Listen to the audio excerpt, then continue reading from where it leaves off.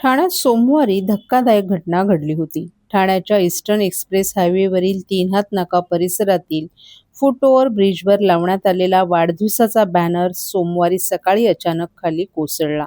ब्रिजच्या खालून रस्त्यावरून जाणाऱ्या एका दुचाकीस्वाराच्या डोक्यावर हा बॅनर पडला होता.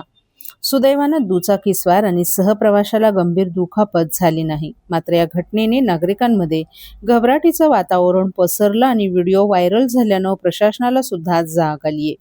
उपमुख्यमंत्री शिंदे यांनी ठाण्यातील सर्व अनधिकृत होर्डिंग्ज तात्काळ हटवण्याचे निर्देश दिले असून सर्व मोठ्या होर्डिंग्जचे तातडीनं स्ट्रक्चरल ऑडिट करण्याचे तातडीचे आदेश दिले आहेत. सोमवारी सकाळच्या सुमारास तीन हात नाका परिसरातील फुट ओव्हर ब्रिजवर लावण्यात आलेला एक बॅनर रस्त्यावर खाली कोसळला.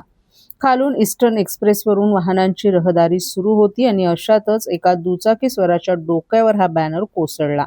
सुदैवानं दुचाकीस्वार आणि सहप्रवाशाला गंभीर दुखापत झाली नाही. मात्र यामुळे शहरातील अनधिकृत होर्डिंगचा प्रश्न ऐरणीवर आलाय. नागरिकांच्या जीवाशी खेळ होत असून त्यांचा जीव टांगणीला असल्याच्या संतप्त प्रतिक्रिया व्यक्त करण्यात आल्या आहेत. त्यानंतर प्रशासनाकडून याची गंभीर दखल घेण्यात आली आहे. सोमवारी घडलेल्या या दुर्दैवी होर्डिंग घटनेची उपमुख्यमंत्री एकनाथ शिंदे यांनी गंभीर दखल घेतली आहे. त्यांनी तात्काळ ठाणे महानगरपालिका आयुक्तांना फोन करून शहरातील सर्व अनधिकृत होर्डिंग्ज तातडीनं निष्कासित करण्याचे आदेश दिलेत. यासोबतच पावसाळ्यात वाऱ्या आणि पावसामुळे पुन्हा अशी कोणतीही दुर्घटना घडू नये यासाठी शहरातील सर्व मोठ्या होर्डिंग्जचे तातडीनं स्ट्रक्चरल ऑडिट करण्याचे कडक निर्देशही उपमुख्यमंत्र्यांनी दिले आहेत.